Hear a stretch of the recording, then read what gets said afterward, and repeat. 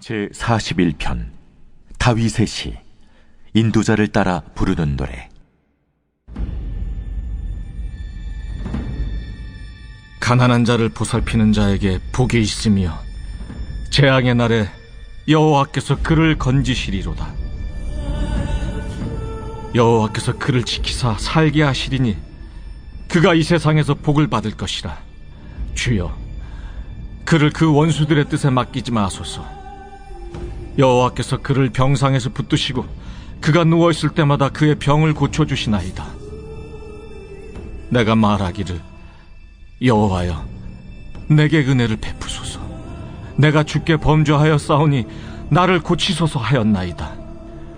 나의 원수가 내게 대하여 악담하기를, 그가 어느 때에나 죽고 그의 이름이 언제나 없어질까 하며, 나를 보러 와서는 거짓을 말하고 그의 중심에 악을 쌓았다가 나가서는 이를 널리 선포하오며, 나를 미워하는 자가 다 하나같이 내게 대하여 수근거리고 나를 해하려고 꾀하며 이르기를, 악한 병이 그에게 들었으니 이제 그가 눕고 다시 일어나지 못하리라 하오며, 내가 신뢰하여 내 떡을 나눠 먹던 나의 가까운 친구도 나를 대적하여 그의 발꿈치를 들었나이다.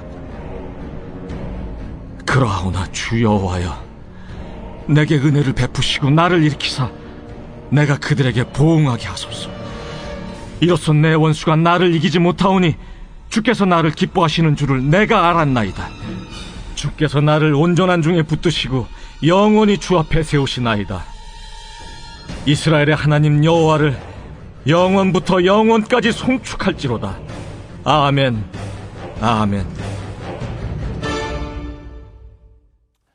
할렐루야. 오재건 목사입니다. 오늘도 하나님의 은혜 가운데 살아가신 여러분들 되시기를 주님 안에 축복합니다.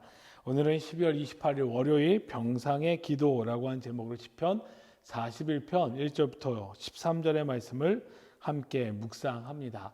시편 41편은 그 내용을 보면은 아파하고 병상에서 쓴 것 같은 그런 내용이 담겨져 있습니다. 그러면서 이 시편 41편의 배경을 생각해 보았을 때 성경학자들이 이야기하기로는 아마도 다윗이 밧세바를 취하고 난 뒤에 그 죄로 인하여 하나님께 징계를 받아 그의 몸이 아프고 상하였을 때에 썼던 시가 바로 이 시편 41편일 것이다 라고 이야기합니다. 그래서 그런지 4절의 말씀을 보면, 내가 말하기를 여호와여 내게 은혜를 베푸소서. 내가 주께 범죄하였사오니 나를 고치소서라고 고백하고 있는 것을 볼 수 있습니다. 특별히 오늘 이 말씀을 중심으로 한번 생각해 보려고 합니다. 다윗은 당시 이스라엘의 최고의 왕으로 불리던 사람이었습니다. 또 하나님의 마음에 합당한 사람이 바로 다윗이라고 성경은 말씀하고 있습니다. 그런데 다윗이 이 시를 썼을 때의 그 모습은 바로 충신 우리아의 아내 밧세바를 취함을 통하여 그에게 하나님의 징계가 임했음을 성경은 말씀하고 있고, 그것을 자신이 고백합니다. 내가 주께 범죄하였사오니 나를 고치시옵소서라고 하나님께 간절히 간구하는 것을 볼 수 있습니다. 우리가 여기서 이것을 통해 기억해 볼 수 있는 것은 무엇이겠습니까? 바로 죄라고 하는 것은 우리들에게 고통이 따라온다라고 하는 것입니다. 죄를 지을 때만 해도, 죄를 짓는 그 순간만 해도 뭔가 모를 희열이 있고 뭔가 모를 즐거움이 있고 뭔가 모를 쾌락이 있어 보입니다. 그래서 죄를 지을 때 그 당시만 해도 참 신나게 죄를 짓습니다. 아마도 다윗도 밧세바의 그 목욕하는 모습을 보고 얼마나 성적인 욕구가 막 불러 일으켰겠습니까? 그리고 그런 밧세바를 불러 다윗이 밧세바를 취했을 때에 그 행복감, 그 성취감, 그리고 또 그 쾌락, 얼마나 큰 의미로 다가왔겠습니까? 그런데 그 결과는 어떻게 됐습니까? 그 죄의 결과는, 죄는 닳지 몰라도 그 결과는 매우 고통스러운 아픔으로, 상처로 다윗에게 찾아왔다라고 하는 것입니다. 이처럼 죄라고 하는 것은 달콤하지만, 우리가 맛보아서 너무나 달콤하게 느껴지지만 결국 그 결과는 어떻게 됩니까? 바로 고통스러운 삶을 살아갈 수밖에 없음을 성경은 말씀하고 있습니다. 그래서 오늘 말씀에서 분명하게 다윗이 간절히 기도하기로는 하나님 앞에서 죄를 지어 고통스러워하는 그 모습뿐만 아니라 그 죄로 인하여 상대방이 다르니까 나에게 비난하고 비판하는 것조차도 힘들다라고 고백합니다. 또한 그 죄로 인하여 내 안에 죄책감이 일어나 그 죄로 인하여 너무나 내 안에 고통스럽다라고 고백하는 것을 볼 수 있습니다.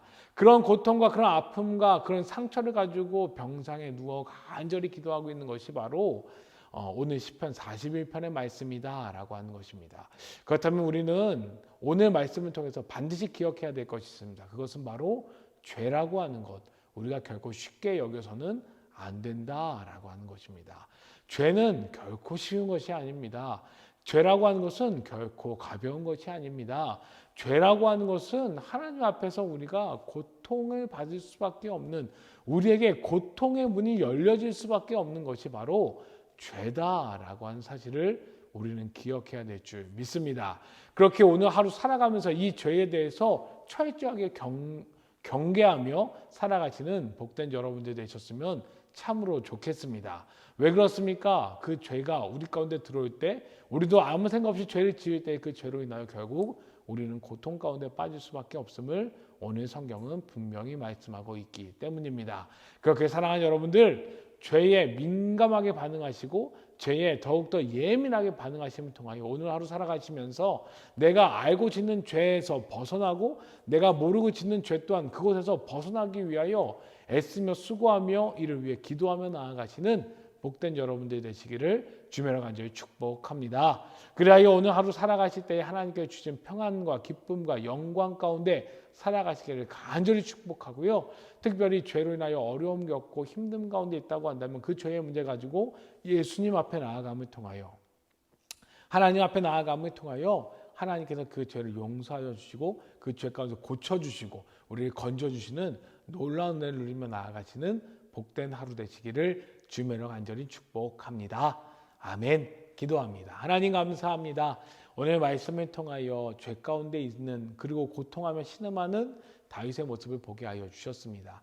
다윗이 위대한 왕이었으나 또한 위대한 권력자였으나 하나님의 마음에 합한 자라 말씀하셨지만 그 또한 그도 죄 앞에서는 어떻게 할 수 없는 나약한 인간임을 알게 하여 주셨습니다. 그리고 그 죄의 문제를 자신이 어떻게 해결할 수 없는 것임을 철저하게 느끼게 하셨고 그것을 하나님 앞에 나아가 간절히 기도함으로 하나님의 도우심을 구하는 모습을 보게 하여 주셨습니다. 하나님, 오늘 하루 살아가면서 우리가 죄에 예민하게 민감하게 반응하며 나아갈 수 있도록 인도하여 주옵소서. 그래야 죄에 빠진 인생이 아니라 죄에서 건진받은 인생으로 살아갈 수 있는 우리들 될 수 있도록 인도하여 주시고 이를 위하여 기도함을 통하여 하나님께 도움 구하고 하나님의 인도하심을 따라 죄에서 벗어나 하나님의 평안과 기쁨을 향해 달려나아갈 수 있는 복된 우리들의 삶 되어질 수 있도록 인도하여 주시옵소서.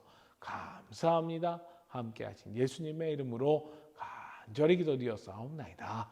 아멘.